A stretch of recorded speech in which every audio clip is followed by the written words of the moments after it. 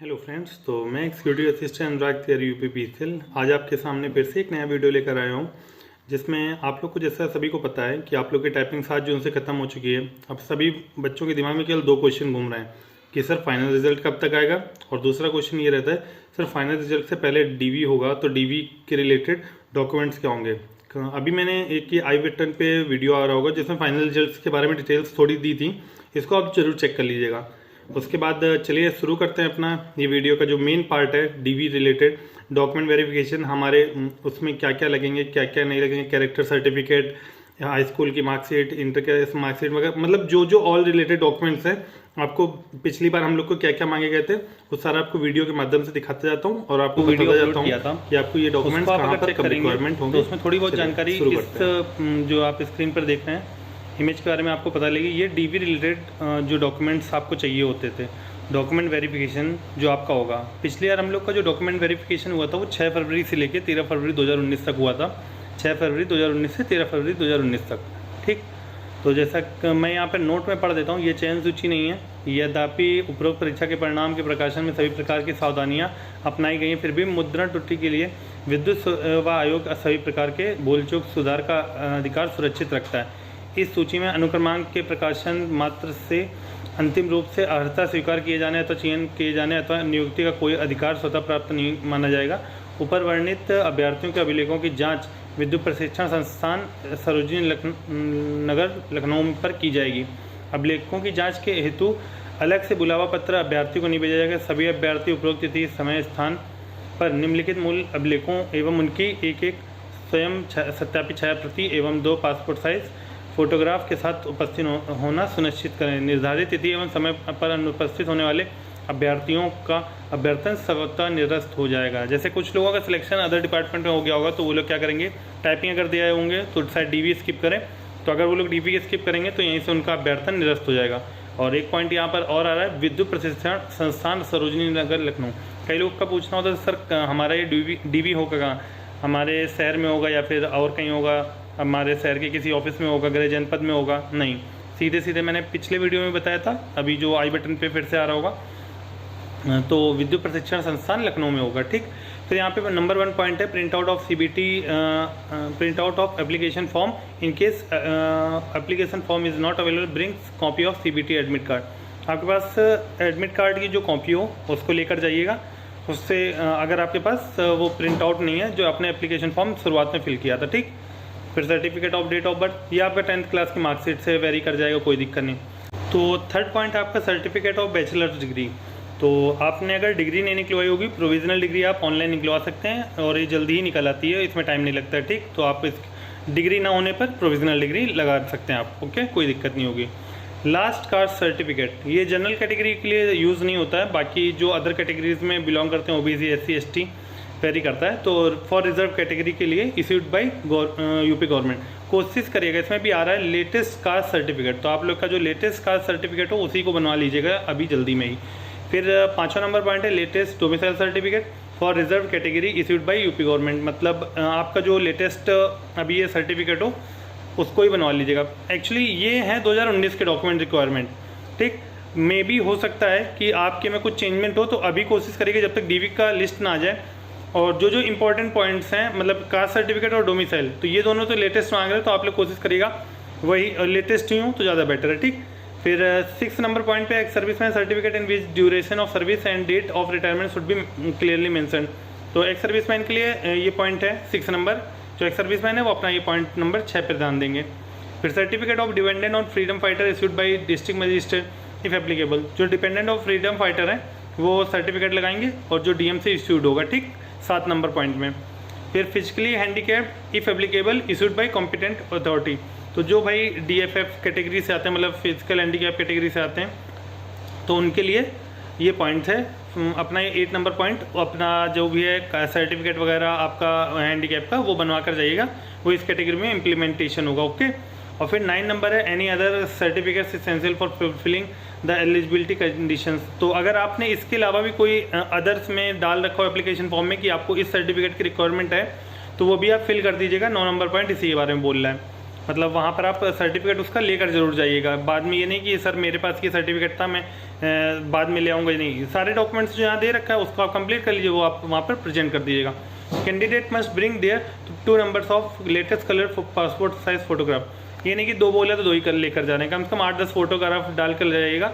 दो शायद वहाँ पे डॉक्यूमेंट वेरिफिकेशन में लगते हैं, 2 और मांगते हैं, तो कोशिश करिएगा आप कम से कम 8-10 डाल के जाइएगा, कोई उसमें सोचने की बात नहीं, ठीक। बच जाए तो रख लेना, नहीं बचती है तो कोई बात नहीं। फिर 13 फरवरी को जो हम लोग का डॉक्यूमेंट वेरिफिकेशन सारे ख़त्म हो गए, समाप्त हो गए, तो उसके बाद फिर हम लोग का ये 22 फरवरी 2019 को फाइनल रिजल्ट कट ऑफ आप लोग देख सकते हैं यहाँ पे। Unreserved 152, OBC 143, SC 104, ST 65, ex serviceman 58 last cut off गई थी, और DFF 77, PH कैंडिडेट्स ये हैं 103, ठीक।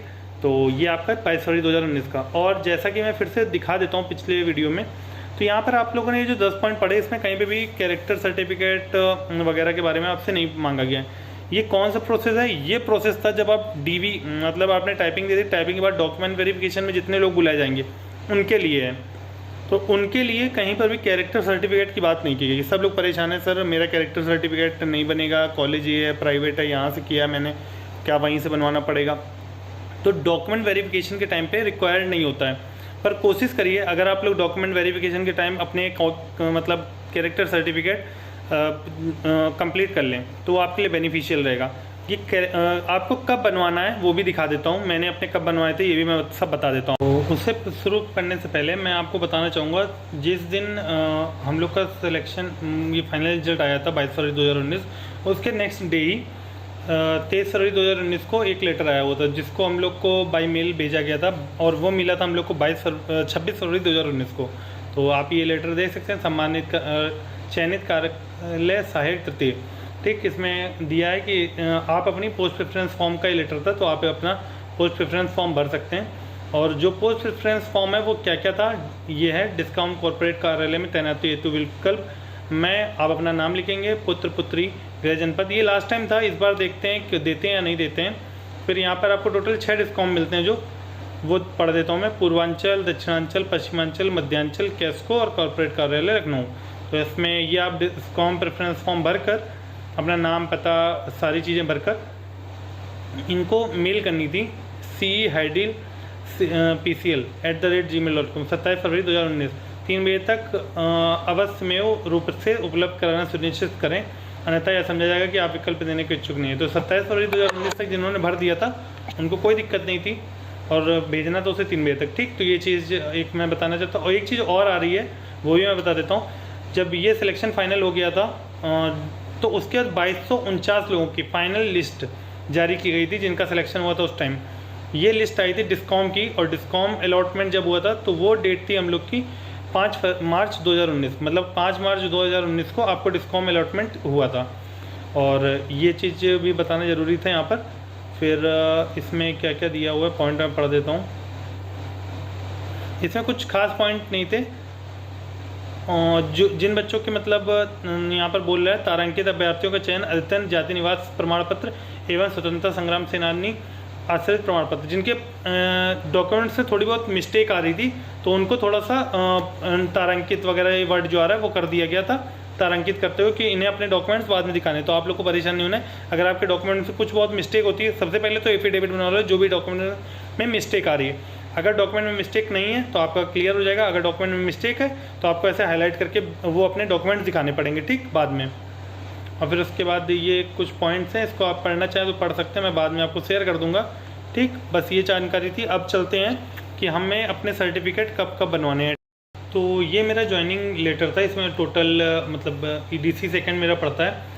और इसमें आप लोग कई लोग पूछते हैं सर आप जॉब भी करते हो नहीं करते हो, तो यहाँ पे आप देख सकते हैं अनुराग तिवारी सन ऑफ रमाशंकर तिवारी, बाकी डेट ऑफ बर्थ वगैरह सब कुछ इसमें मेंशन्ड है। तो यहाँ पर ये जो पॉइंट आ रहा है, टोटल 18 लोग उस टाइम अलीगढ़ में आए थे जून में, तो ये सर्कल में, तो ये हैं। तो यहाँ पर पॉइंट नंबर फर्स्ट है, यह नियुक्ति अस्थायी टेम्परेरी है तथा उसकी सेवाएं कभी भी बिना कारण बताए अथवा बिना पूर्व नोटिस दिए समाप्त की जा सकती हैं। इस पॉइंट के लिए परेशान मत होना। सब लोग पूछते हैं सर ये टेम्परेरी जॉब है क्या, मुझे निकाल दीजिएगा, ऐसा नहीं होता है कुछ। ये केवल लिखा इसलिए जाता है कि अगर आपने मतलब कुछ गड़बड़ वगैरह की तो उसमें बिना नोटिस, मतलब नोटिस तो तब भी देंगे, अगर आपको निकालना होगा तो नोटिस दिए बिना आपको नहीं निकाल सकते। तो इस पॉइंट के लिए परेशान नहीं होना है, ठीक। फिर सेकंड पॉइंट है अभ्यर्थी की नियुक्ति Uttar Pradesh power corporation limited की लिप की अधिष्ठान इस कार्यालय एवं अधीनस्थ कार्यालयों की यथा प्रभावी नियमावली विनियमावली 1970 अद्यतन संशोधित की सेवा शर्तों से आवरित होगी। ठीक, तो ये पॉइंट हो गया। फिर सेवा नियमावली, ये सारे पॉइंट मतलब, और यहाँ ये मेन पॉइंट आता है कि धारा 23(1) के अनुसार चयनित अभ्यर्थी की नियुक्ति परीक्षा प्रोबेशन अवधि कुल 2 वर्ष की होगी तथा परीक्षा अवधि में कार्य एवं व्यवहार संतोषजनक पाया जाता है तभी उसके नियमितीकरण हेतु कार्रवाई की जाएगी। तो 2 साल के लिए हम लोग का प्रोबेशन पीरियड चलता है, 2 साल का प्रोबेशन पीरियड और 1 साल का लगभग होता है ट्रेनिंग पीरियड, जिसमें 11 महीने ऑन जॉब ट्रेनिंग और 1 महीने हम लोग को ETI प्रशिक्षण दिया जाता है। तो एक तरह से देखा जाए हम लोग को 3 साल बाद ही नियमितीकरण करते हैं, कुछ जगह पर 2 साल में कर देते हैं और कुछ जगह 3 साल का करते हैं। तो 2 साल बाद आपको मतलब 3 साल अगर मान लें तो 3 साल बाद आपको नियमित किया जा सकता है, वो भी आपके कार्य और व्यवहार के अनुसरण पर। फिर चौथा पॉइंट है चयनित अभ्यर्थी का परिविच्छेद 2 वर्ष में कार्य व्यवहार एवं संतोषजनक ना पाए जाने पर उनकी सेवाएं समाप्त की जा सकती। तो भैया 2 साल तक अपना कोशिश करिएगा, कोई भी ऐसा काम मत करिएगा जिससे आपको दिक्कत हो, ठीक, और आपकी सेवा में व्यवधान पड़े। फिर 5 नंबर पॉइंट आता है अभ्यर्थी की ज्येष्ठता उनके द्वारा उनके तैनाती कार्यालय में कार्यभार ग्रहण करने के उपरांत संगत विनियमों के अनुसार अवधारित की जाएगी। तो वो सीनियरिटी आपकी एक तो मतलब ये बोल रहे हैं कि कार्यालय में कार्यभार ग्रहण करने के उपरांत संगत विनियमों के आधार पर की जाएगी, तो वो चीज़ अलग है। मतलब ये जब आप ज्वाइनिंग करते हो उसके बाद सीनियरिटी वगैरह देखी जाती है, ठीक।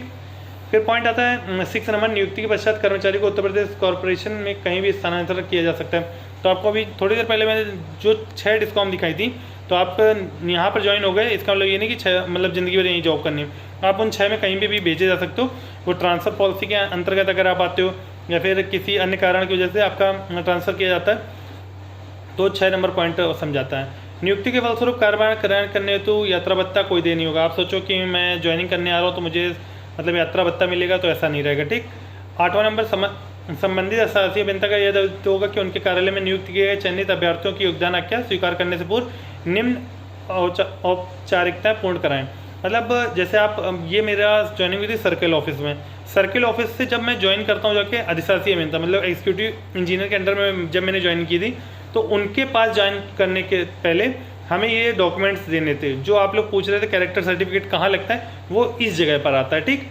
तो यहाँ पर अभ्यर्थी का फोटोयुक्त प्रचयन प्रमाण पत्र, सबसे बढ़िया आधार कार्ड लेके जाओ, ये लगा देना, ठीक। फिर सेकंड नंबर पॉइंट आता है अंतिम शैक्षिक कॉलेज का चरित्र प्रमाण पत्र। तो जो आप लास्ट जहाँ से आपने ग्रेजुएशन वगैरह कंप्लीट किया, जो आपने मेंशन किया है, उसका ही सर्टिफिकेट लगा दीजिए, ज़्यादा बेटर रहेगा। बाकी आप जहाँ से लास्ट कंप्लीट किया हो वहाँ का लगा दीजिए, कोई दिक्कत नहीं रहेगी, ठीक।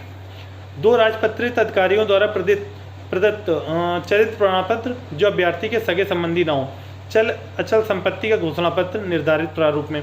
एक तो ये जो 2 गेस्टेड ऑफिसर है जो आपको जानते ना हो, उनसे मतलब सभी सगे संबंधी ना हो, उनसे बनवा लीजिए।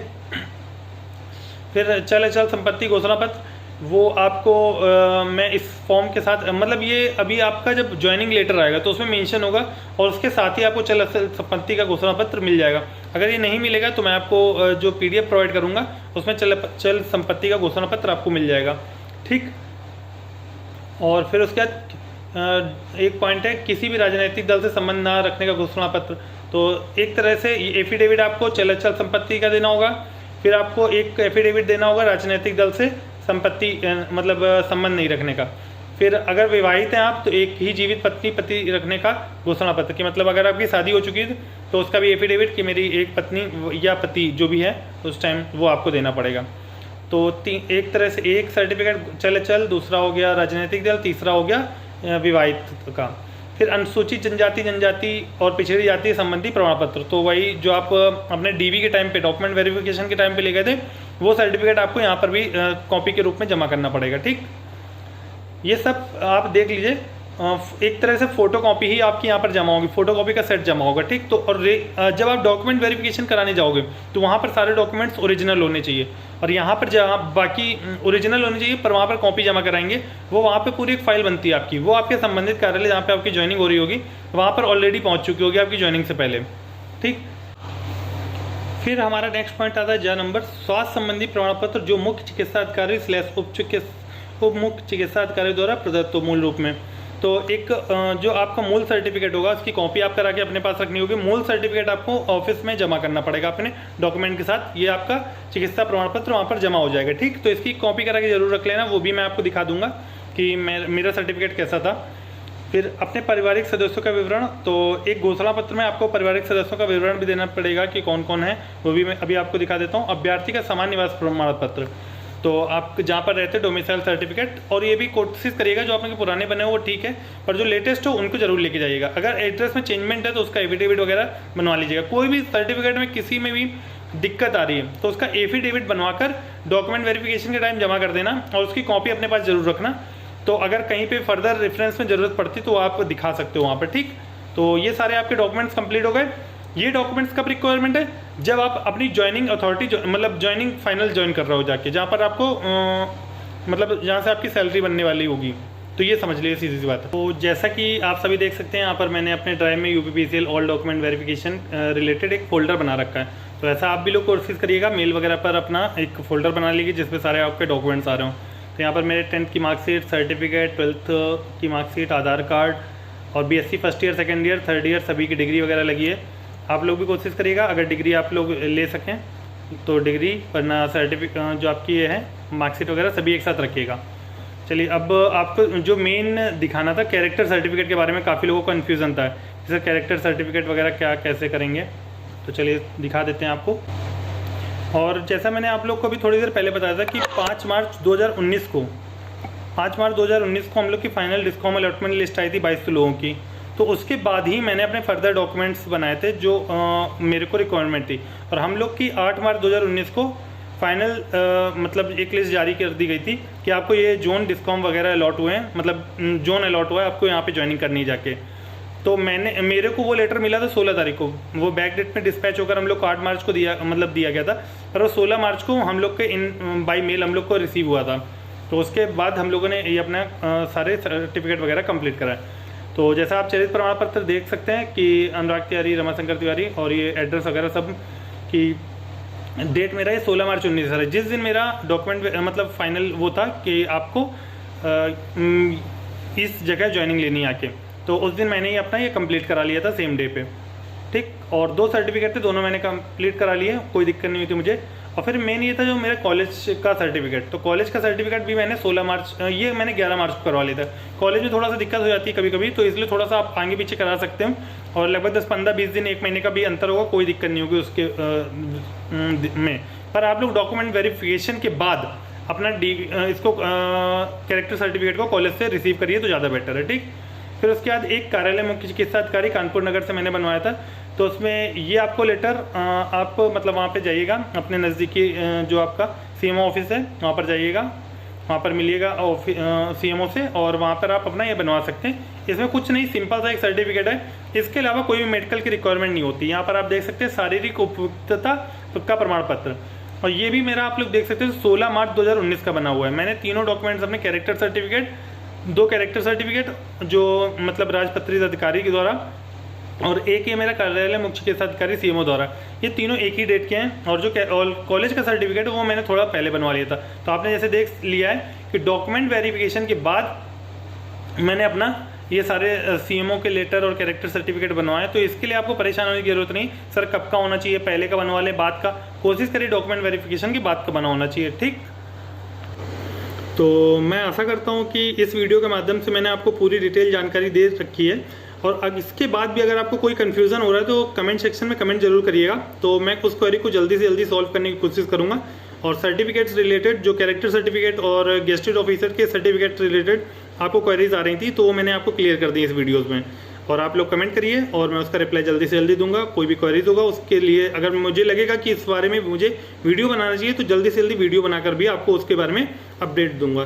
तो अगर आपको वीडियो पसंद आया हो, तो अच्छा लगा हो, तो इसको चैनल को सब्सक्राइब करिएगा, वीडियो को लाइक करिएगा, और अपने फ्रेंड्स और जो यूपीपीसीएल एक्जीक्यूटिव असिस्टेंट की एग्जाम की तैयारी कर रहे थे, जिनका टाइपिंग फाइनल हो गई है, उनको ये वीडियो जरूर शेयर कर दिएगा, जिससे उनको भी डॉक्यूमेंट बनवाने में कोई दिक्कत ना हो, ठीक। सभी को धन्यवाद, सभी को नमस्कार।